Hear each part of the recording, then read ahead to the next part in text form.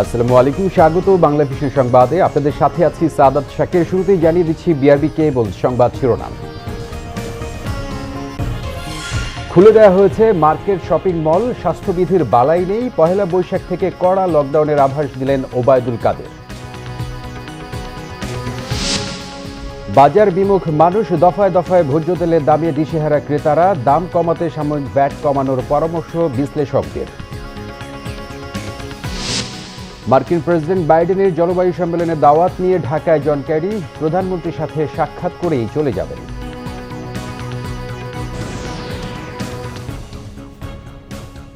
দেখছিলেন বিআরবি কেবল সংবাদ শিরোনাম। আর এবারে বিস্তারিত। কঠোর স্বাস্থ্যবিধি মানার শর্তে লকডাউনের মধ্যে আজ থেকে খুলে দেওয়া হয়েছে সব দোকানপাট, শপিং মল ও মার্কেট। প্রথম দিনে সকাল থেকে উপচে পড়া ভিড় ছিল রাজধানীর নিউ মার্কেটে, কিন্তু স্বাস্থ্যবিধি মানছেন না দোকানি থেকে শুরু করে ক্রেতারা। দু একটি দোকানের অবস্থা করোনা সংক্রমণ বাড়ার জন্য খুবই ঝুঁকিপূর্ণ, কিন্তু সামনেই আবার মার্কেট বন্ধ হয়ে যাবার শঙ্কায় মার্কেটে ছুটে আসছে সাধারণ মানুষ। আন্দোলনের মুখে লকডাউনের মাঝেও দোকানপাট, শপিং মল খুলে দেওয়ার সিদ্ধান্ত নেয় সরকার। সাথে দিয়ে দেওয়া হয় কঠোর স্বাস্থ্যবিধি মানার শর্ত। কিন্তু প্রথম দিনে রাজধানীর নিউ মার্কেটের গাউসিয়া মার্কেটের চারতলায় এক শাড়ির দোকানে মিলল উল্টো চিত্র। বিশেষ ছাড়ের কারণে এমন উপচে পড়া ভিড়। স্বাস্থ্যবিধির নিয়ম তো পরের কথা, পা ফেলার জায়গা নেই এই দোকানে। বাংলা ভিশনের ক্যামেরার উপস্থিতি টের পেয়ে বন্ধ করে দেওয়া হয় দোকানের বিদ্যুৎ। ক্রেতাদের ভিতরে রেখেই নামিয়ে দেওয়া হয় দোকানের শাটার। এখন আসলে ঈদ সামনে তো, আর এর মধ্যে হচ্ছে আবার কবে না কবে বন্ধ হয়ে যায়, এজন্য আর কি। তবে এইটা তো ভাই কাস্টমার বুঝতেছে না, এটা কাস্টমারকে বলা হচ্ছে। কাস্টমার তো আর কি নিজের, আমরা তো সবাই সেফটি ভাবে আছি। তো বাচ্চারা তো পাগল হয়ে গেছে, ড্রেস কাপড় নিবে এই জন্য। প্রথম দিন সকাল সকাল দোকান খুলে বসেন ব্যবসায়ীরা। মার্কেটের গেট ও ভিতরে স্বাস্থ্যবিধি রক্ষায় নেওয়া হয়েছে বিশেষ ব্যবস্থা, কিন্তু উদাসীন মার্কেটে আসা সাধারণ মানুষ। সরকারের নির্দেশ অনুসারে যেভাবে স্বাস্থ্যবিধি মান্য যায় আমরা কাজ করতেছি, ওই ডিউটি করতেছি। ভয় কিনে সেফ মতো আসছি, তাও কেনাকাটারও তো দরকার আছে, সামনে ঈদ না। আমি যদি বেঁচে থাকি তারপর আমার করোনা দরকার, না খেয়ে মরে যায় করোনা ধরো লাভ নাই। কালকে শুনছি অনেকজনই মারা গিয়েছে, তো আজকে খোলার যে যতটা স্বাস্থ্যবিধি মেনে চলতে পারে তার জন্য ততটা বেটার। এর থেকে বেশি আর কিছু করার নেই আমাদের কাছে। টুকটাক বেচা কিনা করতে পারি, তাই তো বাল বাচ্চা নিয়ে, মা বাবা আছে, বাবার নিয়ে ঈদ টিদ করা যাইব। আশা করি সরকার আমাদের সেটা বিবেচনা করে অবশ্যই জান্নাত পর্যন্ত আমাদের দোকানদারি করতে দিবে। করোনায় গত বছর বেশ ক্ষতিগ্রস্ত হয়েছিল ব্যবসায়ীরা। এবার অল্প সময়ের জন্য দোকান খুললেও সামনে আবার বন্ধ হয়ে যাওয়ার শঙ্কায় উদ্বিগ্ন তারা। অন্যদিকে মার্কেট বন্ধ হয়ে যাওয়ার শঙ্কায় আছেন ক্রেতারাও। আবার যদি লকডাউন দেয় তখন তো বাইরে একদমই বের হওয়া যাবে না। সামনে পহেলা বৈশাখ আছে, এরপরে রমজান চলে আসতেছে, কেনাকাটাটা আগে একটু সেরে ফেলতে চাচ্ছি। এখন যে যা পারতাছে, এই 4 দিন যে সময়টা দিয়ে দেওয়া হয়েছে, এই 4 দিনে যার যত পুরান মাল আছে, নতুন মাল আছে, সবাই চাচ্ছে ক্যাশ করার জন্য। দিতেই হবে, স্টাফ বেতন দিতে হবে, টাকা ক্যাশ করা লাগবে। পার্টি পে যে 20,000 পাবে তার 5,000 হলেও দিতে হবে। সকাল 9টা থেকে বিকাল 5টা প্রতিদিন 8 ঘন্টা দোকানপাট, শপিং মল ও মার্কেট খোলা রাখার সিদ্ধান্ত নিয়েছে সরকার। নাঈম হাসান, বাংলা ভিশন, ঢাকা। সরকার জনস্বার্থে আগামী 14 এপ্রিল থেকে এক সপ্তাহের জন্য সর্বাত্মক লকডাউনের বিষয়ে সক্রিয় চিন্তাভাবনা করছে বলে জানিয়েছেন আওয়ামী লীগ সাধারণ সম্পাদক ওবায়দুল কাদের। করোনা সংক্রমণের ভয়াবহতা এবং জনগণের অবহেলা ও উদাসীনতার কারণে সরকার এ পদক্ষেপ নিয়ে ভাবছে। সরকারি বাসভবন থেকে নিয়মিত ব্রিফিংয়ে ওবায়দুল কাদের একথা বলেন। দেশে করোনা সংক্রমণ এক ভয়াবহ রূপ নিয়েছে। লাফিয়ে লাফিয়ে বাড়ছে সংক্রমণ ও মৃত্যুর হার, সঙ্গে বাড়ছে আমাদের অবহেলা ও উদাসীনতা। চলমান এক সপ্তাহের লকডাউনে জনগণের উদাসীন মানসিকতা কোনো পরিবর্তন হয়েছে বলে মনে হয় না।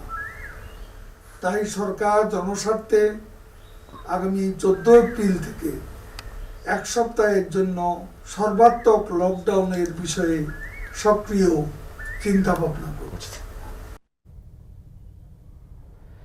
রমজানের আগের শেষ শুক্রবার অন্য বছরগুলোর মতো কাঁচা বাজারে ক্রেতাদের ভিড় নেই, এতে অনেকটাই নিরুত্তাপ রাজধানীর বাজারগুলো। করোনা ও লকডাউনে অনেকের ক্রয় ক্ষমতা কমে গেছে বলে ধারণা বিক্রেতাদের। এদিকে চিনি, সয়াবিন তেল সহ দু একটি ছাড়া অন্যান্য পণ্যের দাম নতুন করে আর বাড়েনি। রমজানের আগে ক্রেতাদের মধ্যে কেনাকাটার তোড়জোড় থাকলেও এবার ভিন্ন চিত্র। তাই যেন ক্রেতাদের হিসেবও গুলিয়ে গেছে। এখন কম কেনাকাটা কম, বাজারে ক্রেতা কম। অনেক বড় লোক আছে, কর্মচারীদের 2-1 টাকা নেয়, নইলে একসাথে কিনে রেখে দিচ্ছে এইটুকুই। আর যারা মধ্যবিত্ত তাদের কাছে টাকা পয়সাই নেই। গেছি শুক্রবারে একটু ভালো বেড়ছি মোটামুটি, এই শুক্রবার খুব অবস্থা আরও খারাপ। আর সামনের দিকে কি অবস্থা জানি না, আল্লাহ পাক কি অবস্থা রাখে। এই সয়াবিন তেল গুঁড়া দুধটা লয়ে মানে আমরা খুব একটা এর ভিতরে আছি যে এই দুটার দাম মানে নাগালের বাইরে যেতে আর চিনি তো মনে 1 কেজি 5 টাকা বাড়িয়ে গেছে। এদিকে বাজারে নতুন চালের অপেক্ষা, যদিও এরই মধ্যে নাজিরশালের দাম কিছুটা বেড়েছে। ইন্ডিয়ান মিনিকেটটা বিক্রি হয়েছে 55 টাকা, 58, 56 টাকা, সেটা 57, 58, এমনকি 58 টাকাও নাকি বিক্রি হচ্ছে। দেশি মিনিকেট আর ইন্ডিয়ান মিনিকেট কেজিতে 4 টাকা 5 টাকা ডিফারেন্স। তা এই যে ডিফারেন্সটা আছে এটা নতুনে আবার বৈশাখে নতুন এই যে মিনিকেট আসবে, নতুন আটাইশ আসবে, নতুন পায়জামা আসবে, তখন মোটামুটি আবার একটা দাম কমে যাবে। গরুর মাংসের কেজি 600 টাকায় উঠেছে গত সপ্তাহেই। ক্রেতা তেমন না থাকায় নতুন করে দাম হাঁকানোর আর সুযোগ নেই। বেচা বিক্রি একদম কম। লকডাউনে মানুষের হাতে টাকা নাই, মানুষ না খাই মরে। আইলে ধরলে কয় কি, আর আমরা ভাত খাইতে পারি না, গোস খামুখি দিই। দিন দিন তো বাড়তেছে, দেখতেছেন তো, কিন্তু ক্রেতা সাধারণের কাছে অর্থনৈতিকভাবে আসলে মানুষ বেশি সুবিধা অবস্থায় নাই। এবার লকডাউনের কারণে শেষ পর্যন্ত রমজানে বাজার পরিস্থিতি কেমন যাবে এখনই বলা যায় না। জিএমা হাসান, বাংলা ভিশন, ঢাকা। রমজান সামনে রেখে ভোজ্য তেলের দাম বৃদ্ধিতে দিশেহারা সাধারণ ভোক্তারা। গেল 2 মাসে ধাপে ধাপে বেড়ে 140 টাকা লিটারে ঠেকেছে নিত্য ব্যবহৃত এই পণ্যটির দাম। শতভাগ আমদানি নির্ভর পণ্যটি একচেটিয়া বাজারজাতকরণও দাম বৃদ্ধির কারণ বলে জানিয়েছেন বাংলাদেশ ভোজ্য তেল সমিতির সভাপতি। দাম কমিয়ে আনতে সাময়িক ভ্যাট কমানোর পরামর্শ বাজার বিশ্লেষকদের। বিস্তারিত মামুন আবদুল্লাহর রিপোর্টে। ভোজ্য তেল রমজান এলেই নিত্য প্রয়োজনীয় এই পণ্যটির ব্যবহার বেড়ে যায় কয়েক গুণ। ইফতারির ভাজা পোড়ায় যার বিকল্পও নেই। তবে গেল কয়েক মাস ধরেই টালমাটাল ভোজ্য তেলের বাজার। ধাপে ধাপে বেড়ে 5 লিটার বোতলজাত সয়াবিন তেলের দাম দাঁড়ায় 640 টাকায়। 1 বছরের মধ্যে বাজারটা এত ঊর্ধ্বগতি, এটা সরকার নিয়ন্ত্রণ করা উচিত। তেল ছিল লিটার 90 টাকা, বর্তমানে তেল লিটার 135 টাকা। দেখা যাচ্ছে লিটারে 45 টাকা বাড়ছে 1.5 মাসের ব্যবধানে। সরকার এটা কিছু করতে হবে, পাবলিক বলতে পারবে কিন্তু কার্যকর হবে না। হঠাৎ করে যেই তেল বাড়ছে আপনার সাধারণ মানুষের জন্য খুব কষ্টকর হয়ে যাচ্ছে। সবশেষ গেল 14 মার্চ বাণিজ্য মন্ত্রণালয় থেকে দাম নির্ধারণ করে দেওয়া হয় পণ্যটির। বলা হয় আন্তর্জাতিক বাজারে দাম বৃদ্ধি পাওয়ায় দেশীয় বাজারেও সমন্বয় করতে হয় তেলের দাম। বাংলাদেশ ভোজ্য তেল মালিক সমিতির সভাপতি বলছেন, আগের তেল মজুদ থাকায় আন্তর্জাতিক বাজারের চেয়েও কম দামে বাজারজাত করছেন তারা। এজন্য সরকারের সুনির্দিষ্ট পরিকল্পনারও প্রয়োজন বলে মনে করেন তিনি। 7 জনের থেকে প্রায় 3-4 জনের কিছু মাল আমদানি করে তারাই আমাদের এই চাহিদা মেটাচ্ছে। আমাদের এত বড় একটা জনবহুল দেশে এই 5-7 জন লোকের উপরে আমরা নির্ভরশীল। পর্যাপ্ত সরবরাহ। ভোজ্য তেলের বাজারে স্বস্তি ফিরিয়ে আনতে 3 স্তরের ভ্যাট কমানোর পরামর্শ বাজার বিশ্লেষকদের। খরচের একটা অংশ তো আপনার আছে ভ্যাট, সরকারের কাছে ট্যাক্স, কিন্তু ব্যবসায়ীর কাছে হলে আপনার এটা খরচ। তো সেই ভ্যাটটা যদি আপনার আপাতত একটু কমিয়ে চার্জ করতে পারে তাহলে সেখানে একটু খরচ কমবে। দেশে প্রতি মাসে 1.5 লাখ টন ভোজ্য তেলের চাহিদা থাকলেও রমজানে তা বেড়ে দাঁড়ায় 3.5 থেকে 4 লাখ টন। মামুন আবদুল্লাহ, বাংলা ভিশন, ঢাকা। মার্কিন প্রেসিডেন্ট জো বাইডেনের ডাকা জলবায়ু সম্মেলনে প্রধানমন্ত্রী শেখ হাসিনাকে আমন্ত্রণ জানাতে ঢাকায় এসেছেন বাইডেনের জলবায়ু বিষয়ক বিশেষ দূত ও সাবেক পররাষ্ট্রমন্ত্রী জন কেরি।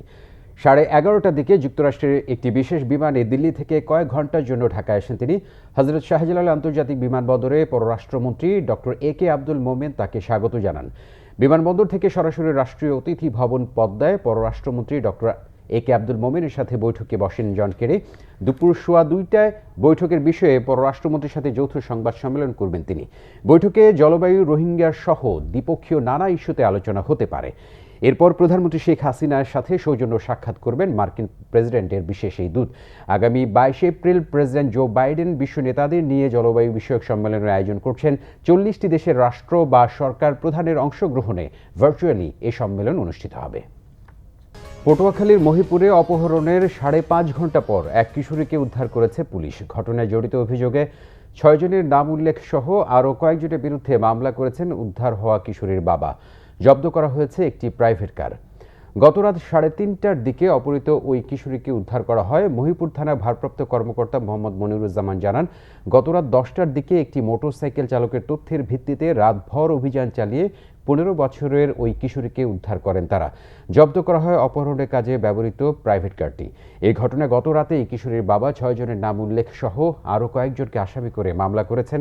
তবে ঘটনায় অভিযুক্ত কাউকেই এখনও পর্যন্ত গ্রেফতার করা যায়নি। এজাহারভুক্ত আসামিদের গ্রেফতারে অভিযান অব্যাহত রয়েছে বলেও জানায় পুলিশের এই কর্মকর্তা। হঠাৎ দমকা গরম বাতাসে নষ্ট হয়েছে হাওরের একমাত্র ফসল বোরো ধান। ফসলে ব্যাপক এ ক্ষতিতে দিশেহারা কিশোরগঞ্জ ও নেত্রকোনার কৃষকরা। ক্ষতি কাটিয়ে ঘুরে দাঁড়াতে সরকারের দিকে তাকিয়ে হতভাগ্য কৃষকরা। কিশোরগঞ্জ প্রতিনিধি নাসিম খান ও নেত্রকোনা প্রতিনিধি মাহবুবুল কিবরিয়ার পাঠানো রিপোর্টে বিস্তারিত। কিশোরগঞ্জের বিশাল হাওরের একমাত্র ফসল বোরো ধান নষ্ট হওয়ায় হাসি নেই কৃষকের মুখে। 4 এপ্রিল 3.5 ঘন্টার দমকা গরম হাওয়ায় বেশিরভাগ ধান চিটায় পরিণত হয়েছে। নষ্ট হয়েছে প্রায় 25,000 হেক্টর জমির বোরো ধান। বছরের একমাত্র ফসল হারিয়ে চোখে অন্ধকার দেখছেন কৃষক। এক গরম বাতাস আইসা সম্পূর্ণ ফসল নষ্ট করে লাইছে। ওখান আমরা যে কোথায় গিয়ে দাঁড়াই, এখন তো আমাদের বউ জিফুতলি না গায়ে মরতে হইতাছে। মালিক নাই, সব শোষা। কৃষকদের দুর্দশা লাঘবে ভিজিএফ সহায়তা কর্মসূচি চালুর দাবি স্থানীয় জনপ্রতিনিধির। এই বিষয়ে একটু দৃষ্টিভঙ্গি রাখে তাহলে কৃষকগুলা অথচ কিছু স্বস্তির পাবে। আর না হয় করোনার সময় এই কৃষক হয়তো ঢাকা চলে যেতে হবে, না হয় অসহায় মরতে হবে। তালিকা করে কৃষকদের ক্ষতি পুষিয়ে দেওয়ার ব্যবস্থা করা হবে বলে জানিয়েছেন কৃষি কর্মকর্তা। যেগুলো ফুল অবস্থায় ছিল, আমরা একটা ফ্লাওয়ারিং স্টেজ বলি, এই ধানগুলি ক্ষতিগ্রস্ত হয়। ক্ষতিগ্রস্ত হওয়ার কারণটি হচ্ছে যে ওখানে যে ফুল ফুটার জন্য যে পরাগরেণু এবং অ্যান্থার থাকে, এগুলি শুকিয়ে যায়, সেজন্য ধানটা চিটে হয়ে যায়। এদিকে নেত্রকোনার মদন, মোহনগঞ্জ ও খালিয়াজুলি সহ কয়েকটি উপজেলার চিত্র একই। হঠাৎ দমকা গরম বাতাসে নষ্ট হয়ে গেছে হাওর সহ জেলার বিভিন্ন এলাকার বোরো ধানের শীষ। হতাশ কৃষক। যেমন করছিলাম যা ছিল সব নষ্ট হয়ে গেছে। আমার ক্যাচ যে অবস্থা, আমি তো অনেক করছি, আমি তো মরে গেছি। ধানের সুসা বানায় লাইছে। এখন আমরা এই বাটি এলাকার মানুষ কি খায়া বাঁচবো? কই থেকে দেবো এই রেন? খার কাছ থেকে নিয়ে দেবো রেন? কেউ তো আমাদের পাশে দাঁড়ায় না। নিতে নিলে কিছু পাওয়া যায়, কিন্তু এই যে আবহাওয়া এক ঘন্টার ভিতরে টোটাল হাওয়া নষ্ট হয়ে গেছে। হাওড় এলাকার যে আবাদ জমি তার 10% জমি ক্ষতিগ্রস্ত বলে মনে করি। তো আপনারা আমরা জরিপ করে যে রিপোর্টভাবে সরকারকে আমার বিভাগে জানাবো। সেখান থেকে কোনো সহযোগিতা আসলে আমরা কৃষককে অবশ্যই অবহিত করবো। নেত্রকোনায় এবছর মোট 1,85,250 হেক্টর জমিতে বোরোর আবাদ হয়েছে। এর মধ্যে জেলার হাওড়াঞ্চলে মোট 40,960 হেক্টর জমিতে বোরোর চাষ করা হয়েছে। Bangla vision news desk. সংবাদ শেষ করব। বিআরবি কেবল শিরোনামগুলো আরেকবার জানিয়ে দিই। খুলে দেওয়া হয়েছে মার্কেট, শপিং মল। স্বাস্থ্যবিধির বালাই নেই। পহেলা বৈশাখ থেকে কড়া লকডাউনের আভাস দিলেন ওবায়দুল কাদের। বাজার বিমুখ মানুষ, দফায় দফায় ভোজ্য তেলের দামে দিশেহারা ক্রেতারা। দাম কমাতে সাময়িক ভ্যাট কমানো পরামর্শ বিশ্লেষকদের। মার্কিন প্রেসিডেন্ট বাইডেনের জলবায়ু সম্মেলনের দাওয়াত নিয়ে ঢাকায় জন ক্যারি প্রধানমন্ত্রীর সাথে সাক্ষাৎ করেই চলে যাবেন।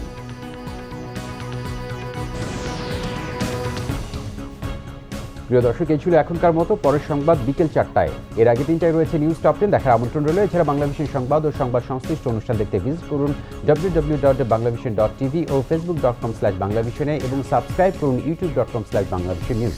ধন্যবাদ।